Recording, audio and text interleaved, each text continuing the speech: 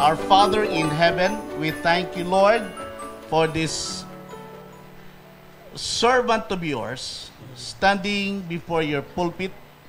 Lord, continue to use him, Lord, to spread and share your word with power, with clarity, with strength, with hope and encouragement. So everyone who will hear, receive this word will be blessed. Lord, lalabas kami sa lugar na ito mamaya na tunay, Panginoon, na kinausap mo dahil kayo, Panginoon, ang mag-udyok at kayo nga, Panginoon, ang maghayag ng inyong salita. Gamitin niyo ang inyong lingkod, si Jay, na tungtungan ng inyong paa upang sa pagpapahayag ng inyong salita, kayo nga po ang mangusap sa kapangyarihan ng banal na Espiritu. Lord, buksan niyo aming mga puso't isipan at bigyan niyo kami ng katalinuhan, ng pag-unawa upang tanggapin ang inyong salita sa araw na ito. Salamat, Panginoon, dahil kayo ang buhay na salita. As we receive and hear your word, we pray for salvation, we pray for healing, we pray for miracles, we pray for provisions, we pray for doors to be open for opportunities, and we pray, Lord, for restoration. Lord, thank you because ang araw na ito, Panginoon, ay tunay na pinagpala mo upang ang bawat sa amin ay makarinig ng inyong mabuting balita. Salamat po, ito ang aming dalangin sa kapangyarihan at sa pangalan ng aming mabuti at tapat na Diyos na si Jesus. At ang lahat ay magsabi ng Amen. At Amen. God bless you, Kuya Jay. Thank you, Pas. Hello, Compraise family. Wow. I'm so excited to share the Word of God for you today. So, napakaganda po ng mensahe sa atin ng Panginoon. Thank you, Pastor Doms, for that prayer. Thank you, Ate March, for that wonderful worship. And tunay nga po na napakabuti ng Panginoon sa nakalipas na 12 buwan. Talaga nga pong tunay ang Diyos sa ating buhay. And I thank God for this opportunity to be standing here with you today. And thank you, Pastor Doms, for your training, for your mentorship, and thank you, Community of Praise, no? Sa mga trainings natin, sa MRT, sa SOM po, na talaga po tayong nai-equip bilang mga servants ni Lord. And syempre po, bilang mga servant leaders, no? Doon pa lamang po sa pagbabahagi natin sa ating mga cell group ng mga word ni Lord, doon pa lamang po, I know that God is preparing me before I go on board. No? So God is really equipping me for His ministry because I know when I go on board, my ministry doesn't end. It will continue there, and I know, and I will be a blessing to that community where God will place me. Maraming salamat po sa ating Panginoon, no? So, ngayon po, alam ko po marami tayong natanggap this Christmas, no po? Marami tayong mga tanggap na gifts, tama po ba? Sino may mga tanggap na gifts? Taas nyo naman yung kamay nyo. Yan, ang dami! So, last week pa lang as we celebrate our Christmas party dito, ang dami nating mga giveaways, lahat may natanggap. Meron, nung appreciation night, meron bang may nakatanggap ng mugs? Lahat ba? Ayan, di ba may mga tanggap? This year, may nakatanggap ba ng cellphone? Meron? Meron yan. Alam ko, meron nakatanggap ng mga bagong damit. Bagong sapatos. Na po? Meron? Yes. Meron mga nakatanggap. May pera nakatanggap. Sure. Yes. No. Balita ko, meron din nakatanggap ng MacBook eh. Hindi ko naman mangalanan. Meron. May nakatanggap ng bagong kotse. Wow! Praise God! Hindi ko na mapanggitin kung sino. Alam nyo na kayo and kung gaano kayo ka-bless ng ating Panginoon. No? Pero po, ang question natin, yung mga bagay na po yan kasi, hindi po yan magtatagal. Those things will only last for a while. These are material things only. Saglit lang po, tatagal yan. 1 year, 2 years, iba nga 2 months lang. Wala, di ba? Siguro 10 years, kaya. But, the question is, how long will it last? Gaano katagal? Alam niyo po ba na may regalo sa atin ng Panginoon that will last forever? Sabi nila walang forever. Pero ang Panginoon, binigyan niya tayo ng bagay na makakakamtan natin forever. And today, I would like to share that with you. No? If natanggap nyo na yung gift na to, no, I want you to thank God for that. And I would like to ask you, have you are you treasuring this every day? No? Ni-treasure nyo ba to every day? So, or if you have been lost at some point of your life and sa tingin nyo, na-lost nyo na rin tong gift na to, no? And you felt alone. Kala mo, nag-iisa ka na lang. And today, I want to remind you that you are not alone and that God has given you a precious gift. Today may be the last Sunday of 2024, but our giving does not end here. And I would like to share a gift from God that never ends. So, matapos man po ang 2024, please remember that God gave us eternal gift. And I want, before this day ends, I want every one of us to receive this eternal gift. And sabi po sa John 3:16, "For God so loved the world that He gave His one and only Son. And whoever believes in Him shall not perish, but have eternal life."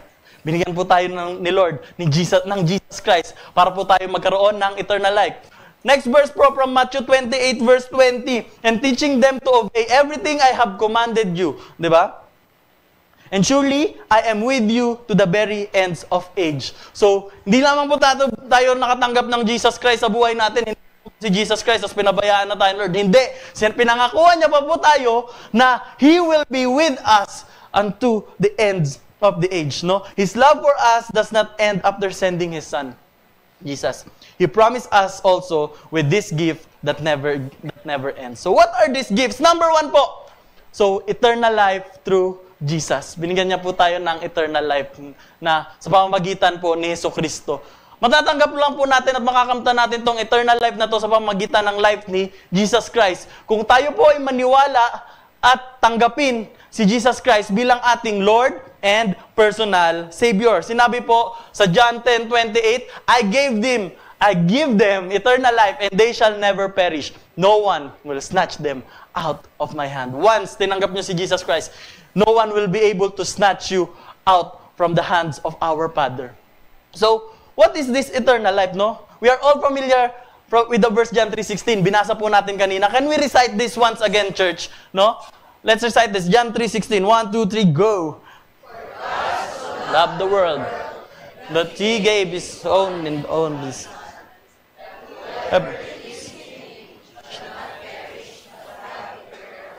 Amen, church. Amen. Whoever believes in Him shall not perish, but have everlasting life. Eternal life, no? So what is this?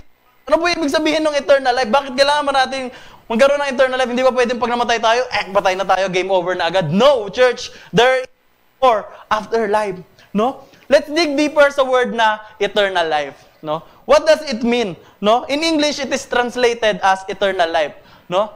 In Hebrew, ang ibig sabihin niyan is life unto age. And the Hebrew word for the word age is olam, no? Olam, which means a period of time. So, a period of time means Jesus Christ who lived at a period of time, no? When He was born, and that time, along the way, no? That's the time, that's the period of time where Jesus lived. And on that time, God wants us, God offers us, no? Para magkaroon tayo ng eternal life. No, a person without Christ is a person without eternal life. Eternal life is Christ Himself.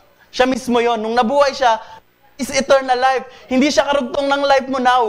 Church, let's be reminded and let us know that eternal life is not life after death, no? It is Jesus Christ Himself kahit anong mangyari.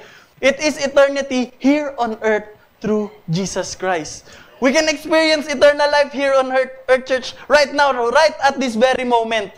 That is eternal life. And I want you to know that. Paano po nasabi? Sabi sa John 17:3, now this is eternal life. This is eternal life. Itong life natin ngayon. This is eternal life. That they know you, the only true God, and Jesus Christ, whom you have sent. We have the assurance of salvation, church. Tama po ba? Lahat tayo, mayroong assurance of salvation. We have assurance of eternal life. He is always with us in the form of the Holy Spirit. Holy Spirit is the one who stands along with us. Let me explain that further to you later. But right now, kahit sa time na nagtatampo ka, kahit di mo siya kinakausap, His presence is the assurance of our salvation. Alam nyo po, I encountered Jesus when I was 13 years old. You can see their very familiar faces, no, from before. So, 13 pa lang po ako nag-start ng youth, no, through an invitation on a regular Sunday youth gathering led by Tita Weng. So, doon ko po natanggap at nakilala talaga si Jesus Christ, no? So, naalala ko si Ate Beck pa yun yung pangalawa nila Tita Weng. Siya yung nag-share sa akin ng word ng Lord. Talagang naintindihan ko, tinanggap ko si Jesus Christ. So, I was 13 that time. And along the way, until now, ang age ko ay 24, no? Almost 11 years. And along the way, I have encountered a lot of young people. And one common denominator ng mga batang lumalayo po sa Diyos is ayaw magpa-correct. That's true po. Sa kanila, ibig sabihin, parang mas pinipili nila yung easy path for them. Yung mas madaling tahakin, yung hindi na sila mahirapan, wala nang magagalit for them, no? For them, mas madali na at mas masayang humiwalay sa mga taong nagko-correct at gumagabay sa kanila kaysa i-embrace ang correction. Mas comforting yan for them, no? So, the problem of today's generation is that they are looking for someone na magkakadal sa kanila. Oh, okay lang yan, hindi yan malaking kasalanan. So they will look for those people na akala nila who will comfort them of their sins. But no, that is what not God called us to do, no? They are looking for that para maramdaman na lang nila na okay yung ginawa nila. And one great example of this youth is syempre yung kuya ko. Pasensya ka, brother, ako yung nandito eh. So, ikaw na yung aking illustration for today. So, no? So, si kuya po, bawi ka na lang mamaya. So, yan. So, si kuya po, during that time, syempre po, bawal kami talaga pumasok sa relationship. Actually, that time, si kuya pwede na, nagtatrabaho na siya. But you know what? Through the discernment of our leaders, no? Sabi sa kanya, wag muna, hindi pa pwede. So there are talagang hindi pwede. So kasi pag Sunday, niyayaya, naglalaba daw eh. So hindi niya mayayaya sa church. So hindi muna pwede. So kailangan establish muna natin yung sabi ni Kuya, talagang hindi niya maintindihan bakit hindi. Pwede naman na eh. Pwede naman ng magjowa, pwede na mag-girlfriend. Hindi niya maintindihan. You know what? Because meron siyang stubborn spirit. Then one Sunday, punta siya sa church. Last Sunday ko na to, hindi na ako magsisimba. Pero, alam niyo po yung message ng Lord sa kanya during that time, sa pool sa kanyang puso, nagkaroon ng conviction ang Holy Spirit. Alam niyo po, dahil saved si Kuya, no? And nagkaroon siya ng heart to be corrected, no? Binasag yung puso niya ng Panginoon. Basag na basag, durog na durog. After ng service, umiyak po siya. If a person truly accepted Jesus as their Lord and personal Savior, we know that by the grace of God, babalik yan.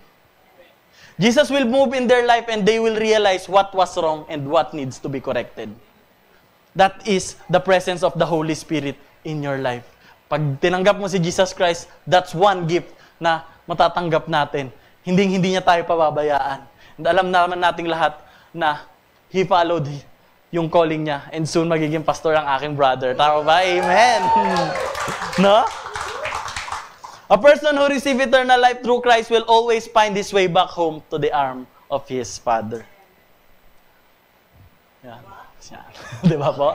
Pogi. So, sabi po sa John 14 verses 2 to 3, My Father's house has many rooms. If that were not so, I would not have told you that I am going there to prepare a place for you.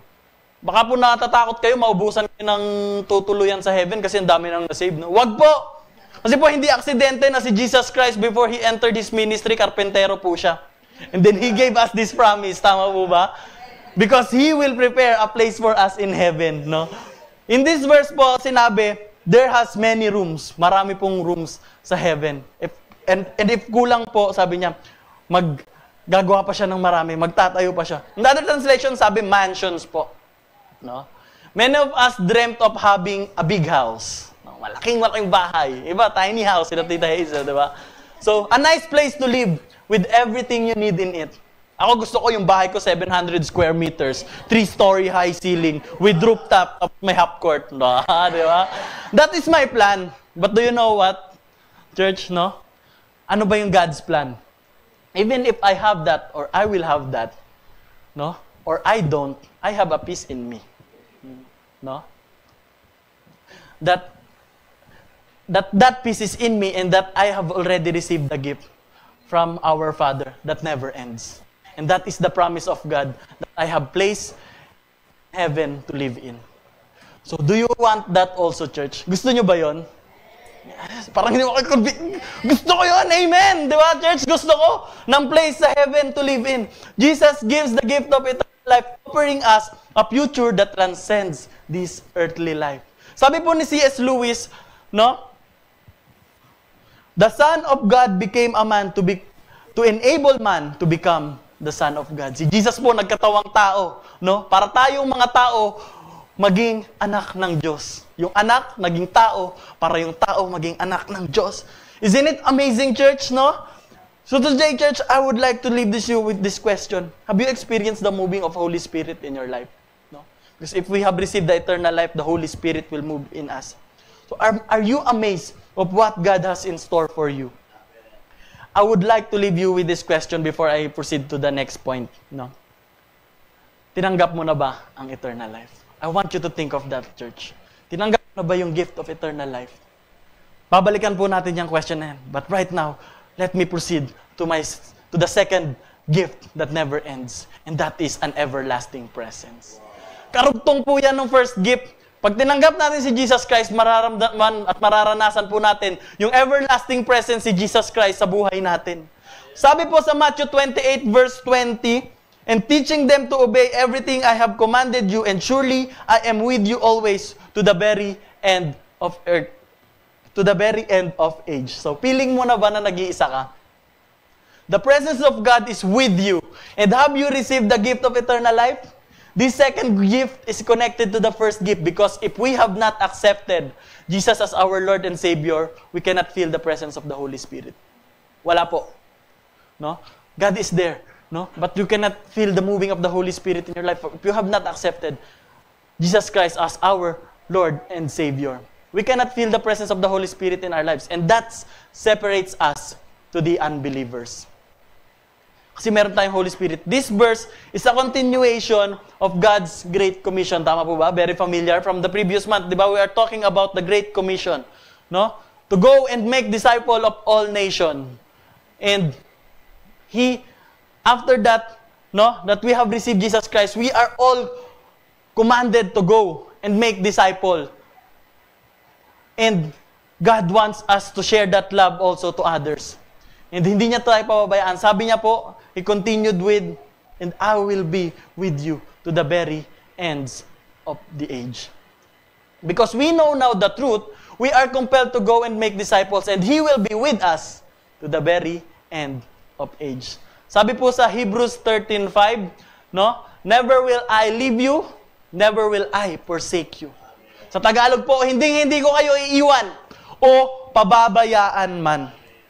Hindi po tayo pababayaan ng Panginoon. I have this illustration with your church. You know what, church? This world is dark.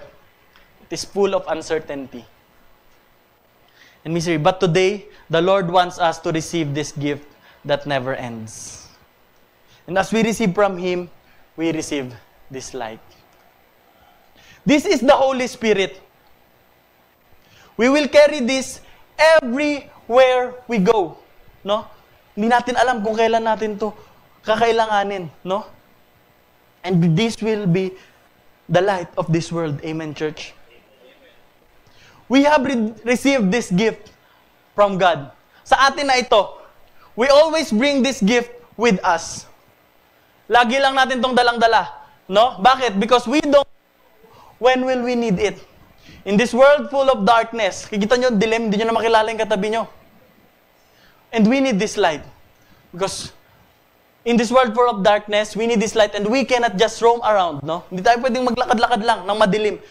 Kasi, madadapa tayo. Maraming masamang mangyayari sa atin. And in the same way, we cannot just go on a day without the Holy Spirit with us. We need Jesus, church. We need Jesus. We need His presence. No? But here's the problem. Hindi pa natin siya tinatanggap as our Lord and personal Savior. Or kung tinanggap na natin yung regalo niya, di naman natin siya sinasama sa mga kailangan natin gawin. Sometimes sabihin natin, diyan ka muna Lord, di muna kita kailangan sa mga desisyon ko sa buhay. Diyan ka muna Lord, kaya ko na to. Strong ako eh. Church, we are forgetting that He gave us His everlasting life for us to seek Him still.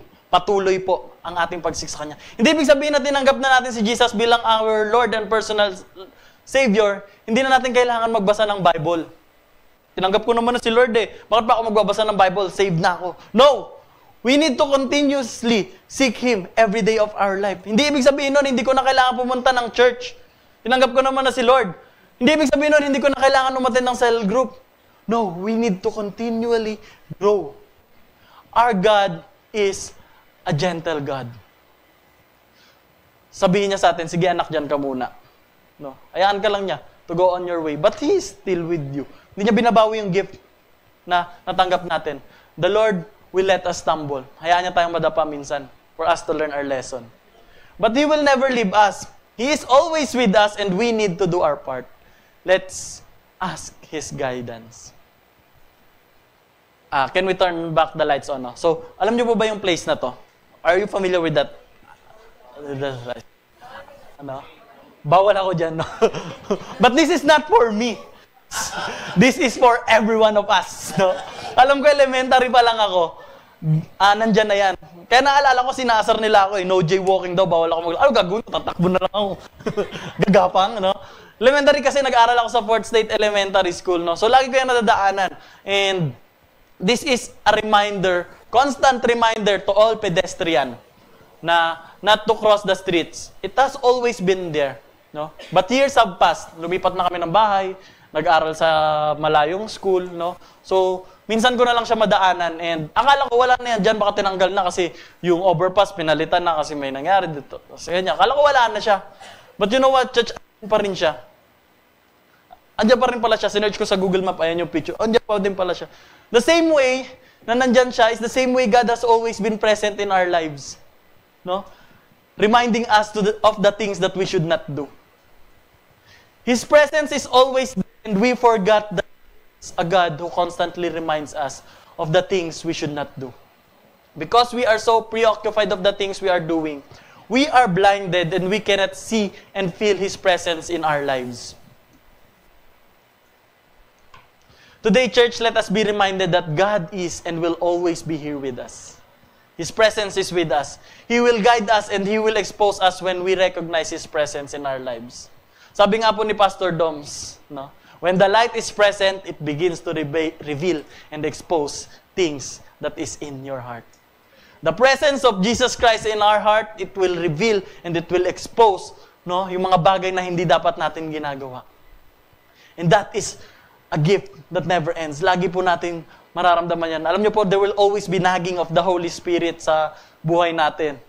Alam niyo po yun, pag tinanggap si Jesus Christ, nararamdaman, tinatapik ka ng, uy, bakit ka nandyan? Mali ang ginagawa mo. You have the conviction of the Holy Spirit. No?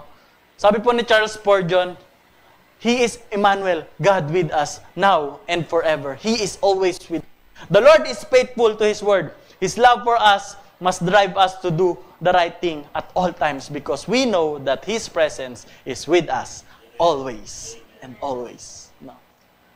So how do we put importance of the presence of the Holy Spirit in our lives? No? Are you going to ignore the nagging of the Holy Spirit all the time? No? Tinatapik ka na, ayaw mo pa rin umalis? No? Are we going to respond properly? No. And because we already have the Holy Spirit in our lives, it will bear fruit. Leading us to my third point of the gift that never ends, which is a new life in Christ. Panibagong buhay po sa pamamagitan ng ating Panginoong Hesukristo. We have been born again. Born again is not a religion. Born again means being born with a new life through the life of Jesus Christ. Nung tinanggap natin si Jesus Christ bilang our Lord and personal Lord and Savior, meron na tayong panibagong buhay na mai-enjoy. Sabi po sa 2 Corinthians 5:17, therefore, if anyone is in Christ, the new creation has come, the old has gone, and the new is here. Church, the new is here. Huwag na po nating balikan yung mga nakaraan natin. Kung saan po tayo inilabas at inilayo ng Panginoon, huwag na po nating balik-balikan. No? Sa 1 Peter chapter 1 verses 3 to 4, praise be to the God and the Father of our Lord Jesus Christ. In His great mercy, He has given us new birth into a living hope through the resurrection of Jesus Christ from the dead, and into an inheritance that can never perish, spoil, or fade. This inheritance is kept in heaven for you. This is kept in heaven for you. It will never perish, spoil, nor fade. No, it is everlasting. This is eternal life. No, where once was dead, but God gave us the Holy Spirit. God has blessed us with a new life through Jesus. Do you believe that, church? Amen. Let us embrace that life and never turn your back from it. Instead, let us turn our life 180 degrees. 180 degrees lang po. Wag po 360. Kasi babalik ka dun sa dati, no? Let us totally surrender the dark life we had before, no? Ang nakaraan na yan, wag mo nang balikan, no? Hinata ka na ni Lord palabas dyan, wag mo nang balikan. It is dark, no? It is not good for you. Wag mo nang balikan. Jay, patikim-tikim lang naman. No, church, don't test yourself, no? Don't go back. Turn 180 degrees from your life before. No, I have watched this movie recently lang, no? Which is The Forge. Have you watched that movie? Meron na ba nakapag-watch ng movie? Wala pa. So, spoil ko na kayong lahat. No? Bigyan ko yan ng konting summary. Magandang movie to, and you will learn a lot from it. This is a movie about discipleship. And ang bida dito is si Isaiah, yung bata dyan. So, in this story, Isaiah Wright was a young boy. Bata siya, kakagraduate niya lang ng high school and hindi niya alam mapasok siya ng college or ano. So, he was lost. And it happens that he struggled with unforgiveness and bitterness in his heart. And as a result, people around him are also affected. And through his mom's prayer, talagang pinalangin siya ng kanyang ina. No? He met his mentor, Joshua Moore, who introduced him to have a relationship with Jesus. So this is a Christian movie. The same creator ng War Room na movie, no? So this is a very nice movie. No, when he found Jesus Christ, he knew that there are things that he has to let go. Tayo din, church, pag natanggap natin si Jesus Christ, we really know in our heart that there are things that we should let go. May mga kailangan nating bitawan. Pag-iinom, pag-iyosi, no? Yung mga little things na yan, kailangan nating i-let go, no? And when he found Jesus, he know na may mga bagay siyang kailangang i-let go. One of it is his past, nakaraan niya. Yung unforgiveness niya, yung addiction niya, yung timidity, no? Those things do not define him anymore. No? From a young boy who did not know what he wants in the future, struggling with unforgiveness, no? To a young man filled with dream and aspiration, embracing the beautiful life God has in store for him. Do you want that life for you also, church? No? As Christians, we all have turning points in our lives where we surrender everything to Him. No, it is not a magical moment. It is a turning point where you surrender to God your past. And we surrender everything to Him. When we accepted Jesus Christ, no, a new life is offered for us, and we need to open our eyes to see how the Lord sees you. Let me repeat that, church. No? When we accepted Jesus Christ, a new life is offered for us. And we need to open our eyes to see the Lord, to see how the Lord sees you. The gift of Jesus transforms our lives now, giving us the purpose and joy that begins here and lasts forever. Sabi po ni John Piper, the life that He gives us is not only eternal in quantity, but also in quality. No? Hindi lamang po sa bilang, bagkus dun sa quality na nagmumula sa ating Panginoon. Let's embrace the new life, church, na binigay ng ating Panginoon. Are we ready to face the new year with these gifts and promises? Now, church, I will go back to my first question. Have you received the gift of eternal life? No? If we want that gift, church, let me invite you with this prayer. Can you close your eyes? And if you haven't received this gift of eternal life and you want the Holy Spirit moving in your life, if you want the eternal life through Jesus Christ, if you want that to experience yung new life na handog sa atin ng Panginoon, can you say this prayer with me? Lord Jesus Christ, I admit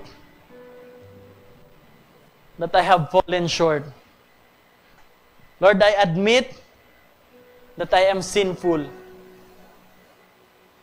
Lord, today, I want to accept the gift that never ends. Lord, today, I believe that Jesus Christ has died on the cross and He did it for me. Lord, thank you for the life of Jesus Christ that I can enjoy eternal life. Lord, I claim your promise in the name of Jesus Christ. Everyone will say, Amen and Amen. Again, church, let me review you with the 3 eternal gifts that will last forever. Number 1 is eternal life through Jesus. Number 2, an everlasting presence. And lastly, a new life in Christ. Church, let's pray once again as we close and as I call the worship team. Yes, Heavenly Father, we thank you, Lord God, for this opportunity, Panginoon, to be used by you, Lord God, to share your word, Panginoon Jesus. Lord, thank you for opening the hearts of everyone, Panginoon, na nandirito, Lord God. Lord, we thank you for the year 2024, Lord God, that you have blessed us with, Panginoon. And Lord, we thank you for 2025, Lord God, that we are going to face with the gifts that never ends, Panginoon Jesus. Maraming salamat, Panginoon, for this family, Lord God, that you have blessed us with, Lord God. Lord, we embrace your promises in our lives. Lord, we claim victory, Panginoon, in the year 2025, Lord. Lord, we want to praise you, Lord God. We want to honor you. We want to give glory in your name. And all these things we ask in the mighty name of Jesus Christ. Amen. Amen.